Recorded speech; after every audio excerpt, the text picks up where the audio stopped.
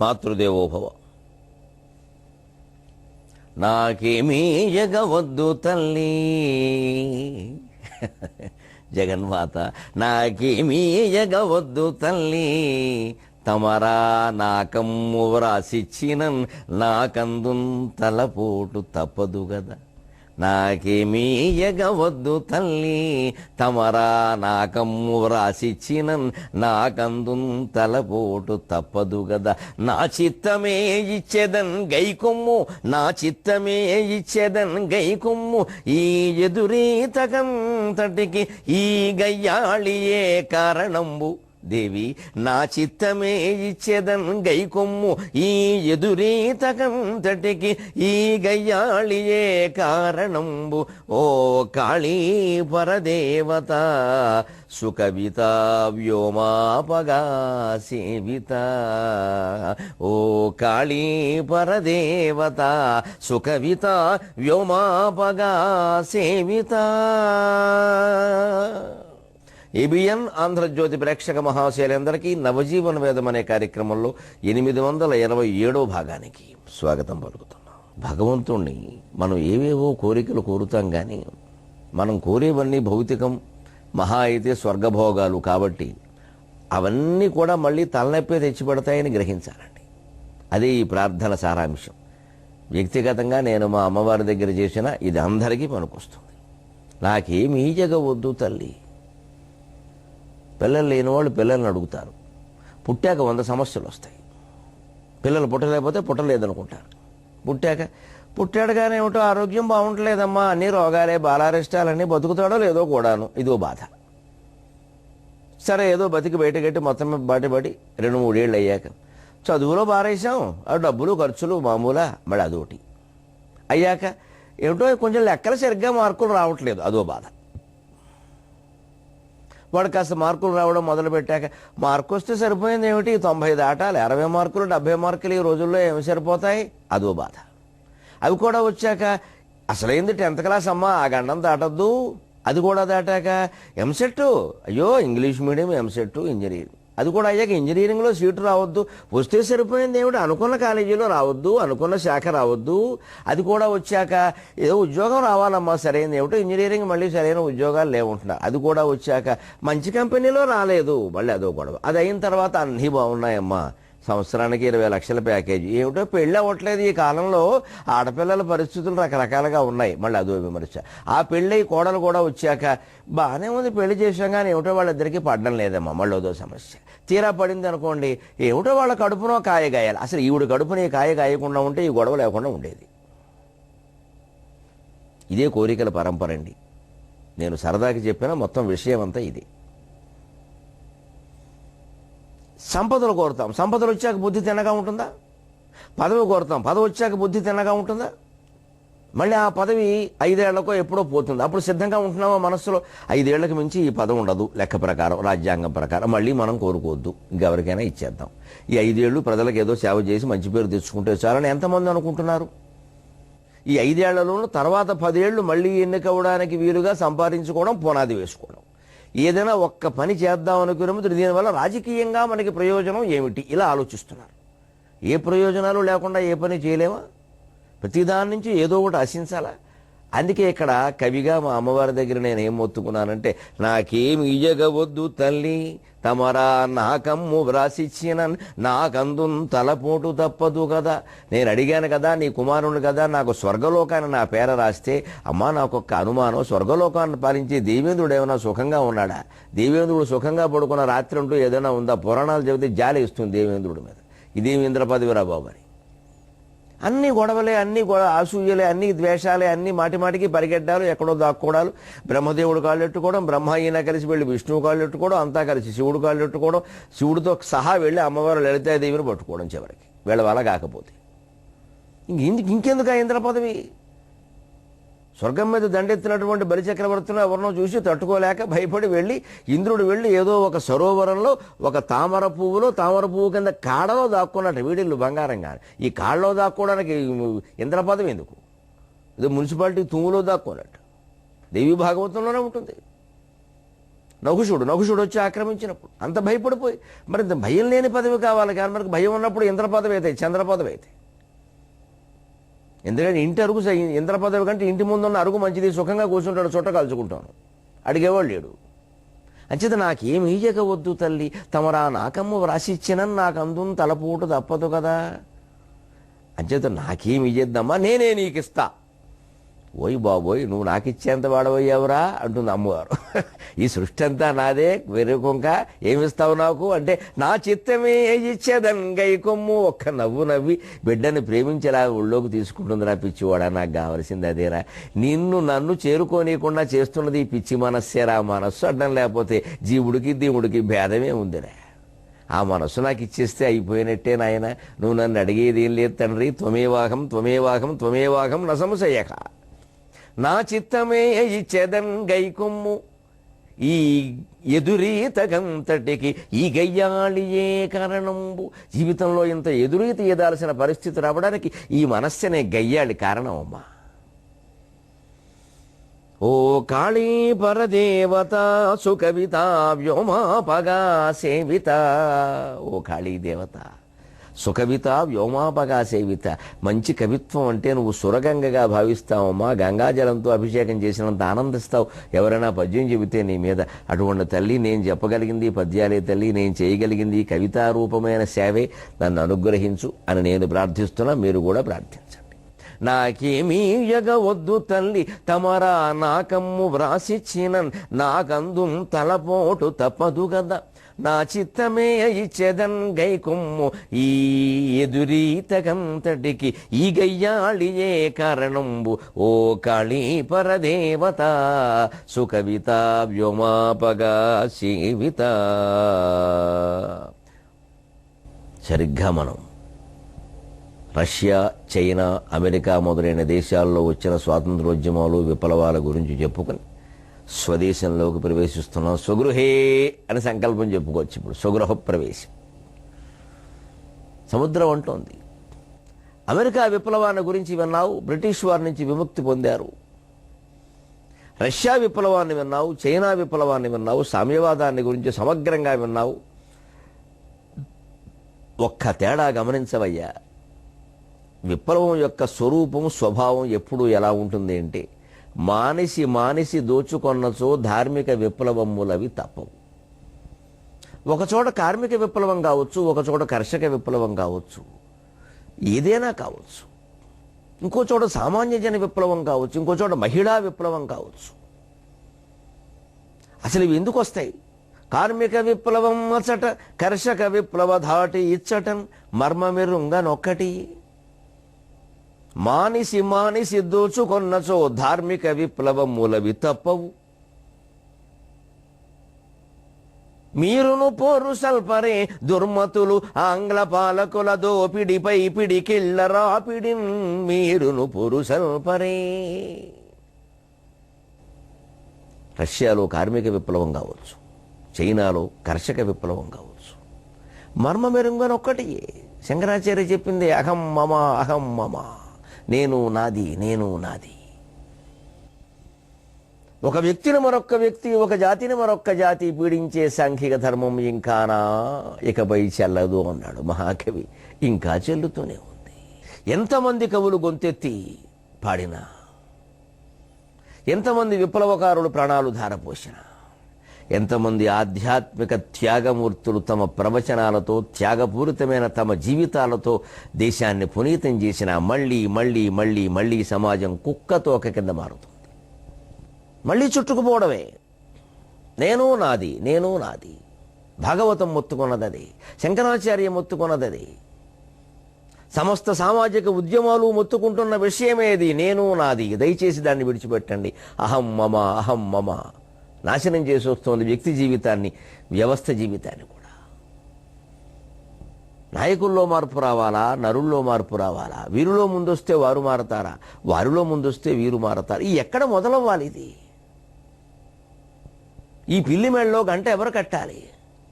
ప్రతి ఎలక ప్రాణభీతితో చచ్చిపోతుంటే పిల్లి మెళ్ళలో గంట ఎవరు కడతారండి? ఆ గంట కట్టిన వాడే సంస్కర్త, ఆ గంట కట్టిన వాడే నాయకుడు, ఆ గంట కట్టిన వాడే మహర్షి. నా ప్రాణం పోయినా మంచిదే, ఇదిగో మనల్ని దోచుకుంటున్న పిల్లి మీడలో నేను గంట కడుతున్నా అంటే ఆయన వెనకాల ఎలకలు నడిచాయి.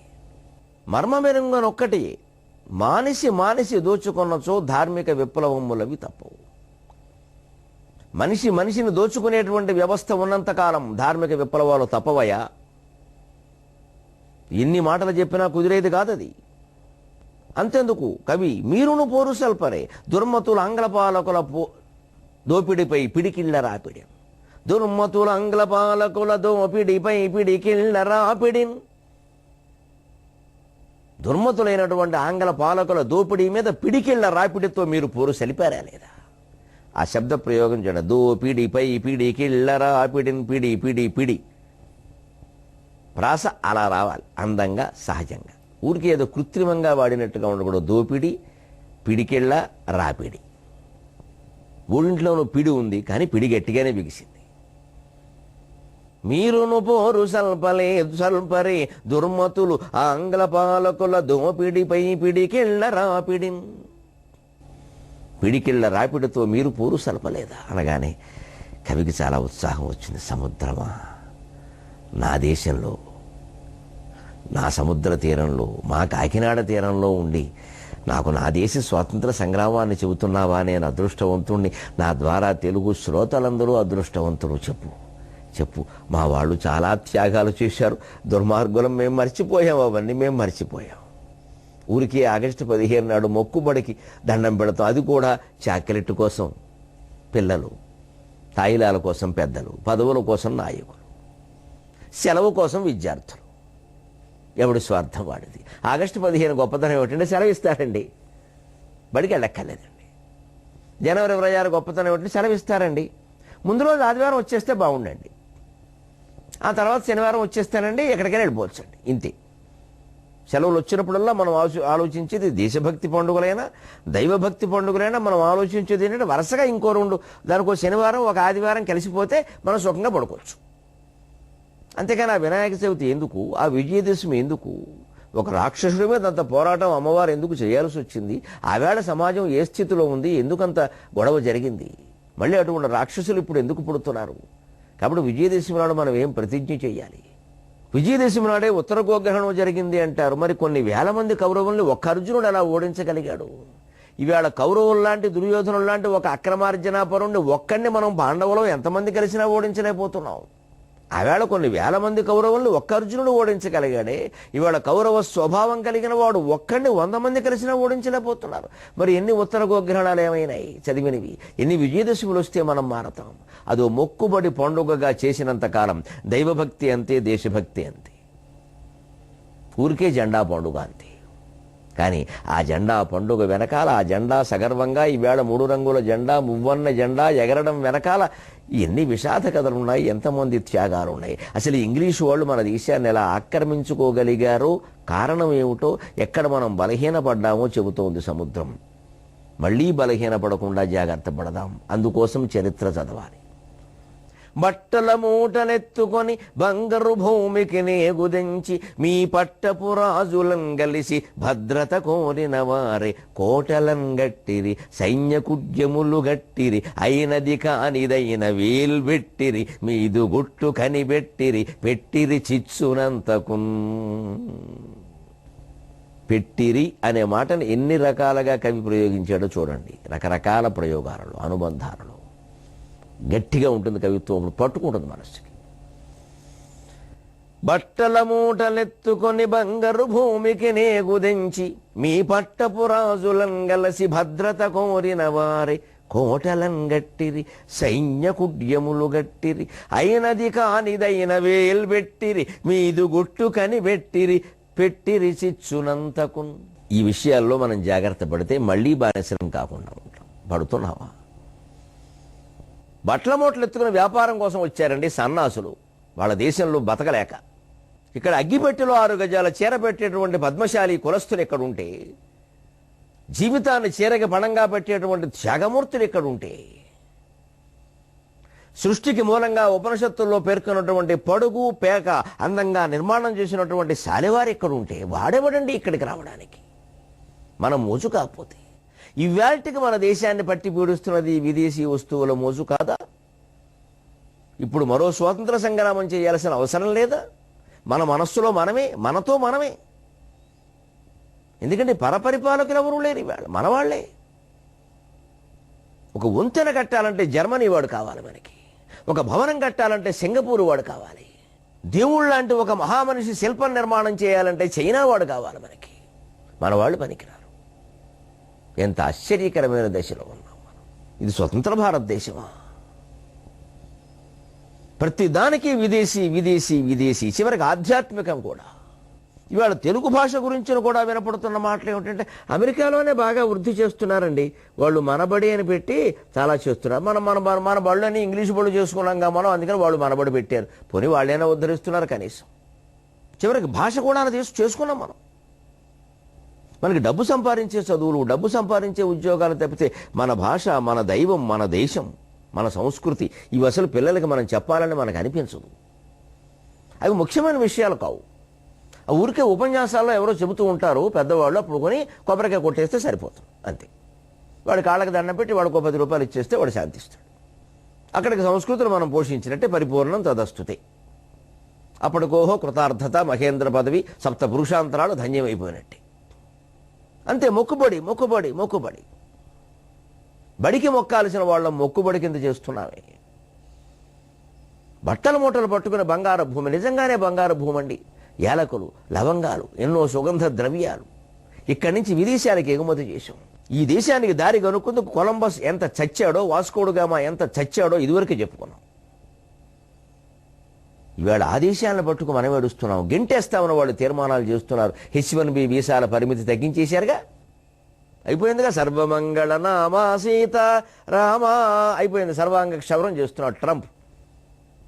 దుంప తెంచేస్తున్నాడు. ట్రంప్ కాదు వాడు, దుంప తెంచడం అంటే బాగుండేది వాడిని. డొనాల్డ్ ట్రంప్ కాదు, డొనాల్డ్ దుంప. బట్టల మూటనెత్తుకొని బంగారు భూమికి నే గుదించి మీ పట్టపు రాజులం గలసి భద్రత కోరిన వారే కోటలం గట్టిరి, సైన్య కుడ్యములు గట్టిరి, అయినది కానిదైన వేల్ పెట్టిరి, మీదు గుట్టు కనిపెట్టిరి, చిచ్చురు పెట్టిరి చిచ్చునంతకు. వ్యాపారం చేసుకుందుకు వచ్చిన వాళ్ళు పోనీ ఏదో వ్యాపారం చేసుకోనియండి. మన రాజులు చాలా ఉదారంగా అంగీకరించారు. ఎందుకు అంగీకరించారు? ఓ పెద్ద కొత్త రకం వస్త్రమో చీరో ఏదో పట్టుకున్నాడు. చీరే పట్టుకొస్తారులేండి, ముందు ఆడాళ్ళు పడిపోతారుగా ఈ మోజులో. మహారాణి గారికి బహుమతి. ఆవిడ చూసి మా చుట్టాల్లో ఎవరికీ లేదు ఇలాంటిది. వెంటనే ఆవిడ ఊండి. ఇక ఆవిడ ఊ అంటే ఆయన ఊరికి ఏం చేస్తాడు? వెంటనే ఆవిడ గిల్లే చోట గెలుతుంది, ఈయన నొల్లే చోట నొల్లుతాడు. రాణిగారికి నచ్చింది. ఈ వ్యాపారికి ఈ దేశంలో వ్యాపారం చేసుకుందుకు అనుమతించే వాడు ఈ వ్యాపారాన్ని దోచేస్తాడనే విషయం మన రాజుగారు ఆలోచించలేక ఎందుకంటే వీరు రాణిగారి వ్యామోహంలో ఉన్నారు. రాణిగారి చీర వ్యామోహంలో ఉన్నారు. వాడు కొట్టాడు దెబ్బ. నీ బోడి చీర నాకెందుకురా? మా దేశంలో పద్మశాలీలు ప్రత్యేకం కులమే ఉన్నారా, గౌరవనీయమైన కులం, వాళ్ళు నేస్తేనే మేము ధరిస్తావురా, మాకెందుకురా ఇది అని అనలేకపోయారు మన రాజులు కూడా. ఎందుకంటే ఎవరి వ్యామోహాలు వారివండి. అహం మమ, మామూలే. భాగవతం చెప్పింది, శంకరాచార్య చెప్పింది. నేను మా ఆవిడ ఆనందం. ఆవిడోసారి నా చేత నా కేసు అలా చూస్తే ఇదండి రాజ్యపాలకులు ఆలోచించిన స్థితి. ఆడది చూసే చూపుకి మొగాడు, మొగాడు చూసే చూపుకి ఆడది పడిపోతే ఇంకేమున్నాయండి జీవిత. ఈ చూపుల వలయాలన్నీ ధర్మానికి దారితీయాలా, అధర్మానిక? వారికి నచ్చింది, వీరికి నచ్చింది. నచ్చడం ఏమిటండి? ధర్మం అవ్వాలి కానీ ధర్మమే నచ్చుతుంది, అధర్మం నచ్చదంతే. మన నచ్చడాన్ని బట్టి ధర్మాధర్మాలు మారతాయా? ధర్మాధర్మాలను బట్టి మనం నచ్చడాలు మార్చుకోవాలా? నచ్చడం మన వ్యక్తిగతం, ధర్మాధర్మాలు సమాజగతం. సమాజం ముఖ్యమా, వ్యక్తి ముఖ్యమా? నచ్చడం ఏమిటంటే దరిద్రం. మనం నచ్చింది అలా ధర్మం అవుతుందా? నచ్చడానికి ఏమైనా శాశ్వతత్వం ఉందా? పైగా ఆ వ్యాపారాలు పెంచేసుకున్నారు. అక్కడి నుంచి మాకు దొంగతనాల బాధ ఎక్కువైంది మహారాజా, ఓ దండాలు పెట్టేశారు. వాళ్ళు అన్నిటికీ అందితే చుట్టూ, అందకపోతే కాళ్ళు. ఈ రాజులు అంతకంటే తెల్లదొరలు వచ్చి మన రక్షణ కోరారు. మన అవసరాలు అట్టిపెట్టి వారికి రక్షణ కల్పించినారు, వారి వ్యాపారాలకు రక్షణ కల్పించి క్రమంగా వాళ్ళ సైన్యాన్ని పెంచుకున్నారు. సైన్య కుడ్యములు గట్టిరి, పట్టపు రాజులను కలిసి భద్రత కోరిన వారి కోటలను గట్టిరి. వ్యాపారం మీద వచ్చిన డబ్బుతో నెమ్మదిగా వాళ్ళ కోసం వాళ్ళే కోటలు కట్టుకున్నారు. అక్కడి నుంచి ఇంగ్లీష్ సైనికులను తీసుకొచ్చారు, వాళ్ళ కాపలా పెట్టుకున్నారు. మా వ్యాపారాల కోసం కాపలా అంటే ఈ రాజులను నమ్మేశారు. అమాయకులు కదా, పొగిడితే లొంగిపోయే రకం కదా. మూరురాయ రగండ చండ ప్రచండ ఎండిపోయిన పెండ అంటే అదేమిటని కూడా అంటు డండా డా వచ్చిందా లేదా అంతే. రోజు పొద్దున్నే వందిమాగతులు పొగిడితే కానీ వీడికి మెలకు రాదు, ఎవడో వచ్చి పాడితే కానీ వీడికి నిద్ర రాదు. అటువంటి రాజులు పరిపాలించారు దేశాన్ని. అదే పెద్ద గొప్ప విషయం ఏం చెప్పడం. ఎవడో జోలపాట పాడాలి, ఎవడో మేలుకునే పాట పాడాలి, లేకపోతే ఎవరికి మెలుకులు కూడా రావు. ఇక్కడ వాడు అడ్డమైనవి పాడేస్తాడు అందులో. ఇప్పుడు నిజంగానే నిద్రపోయారు. రఘువంశ కాలం నాటి రాజులకేనో బ్రిటిష్ వాళ్ళకి ముందు పరిపాలించిన రాజులకి తేడా ఇదే.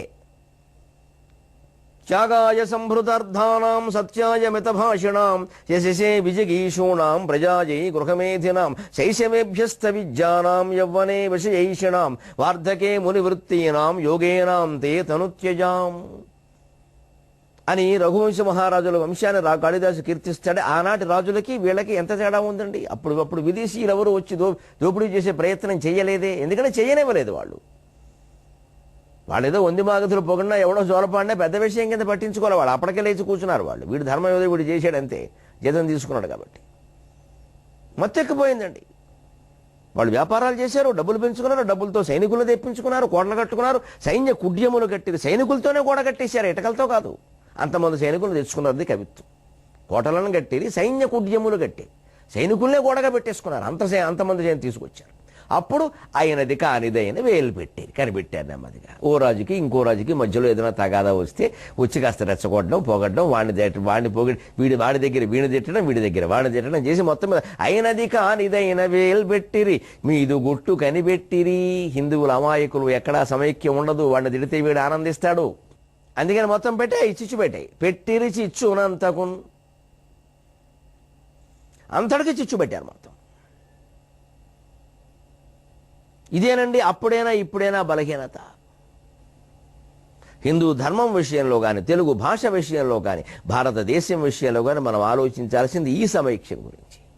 భాష నిలబడాలంటే భాష నిలబడాలి, అంతేగాని మీరు ఇంగ్లీష్ నేర్చుకోవచ్చా, మేము నేర్చుకోకూడదు, ఈ వర్గాల భేదాలు ఏమిటండి. మొత్తం భాష నాశనం అయిపోతుంటాయి.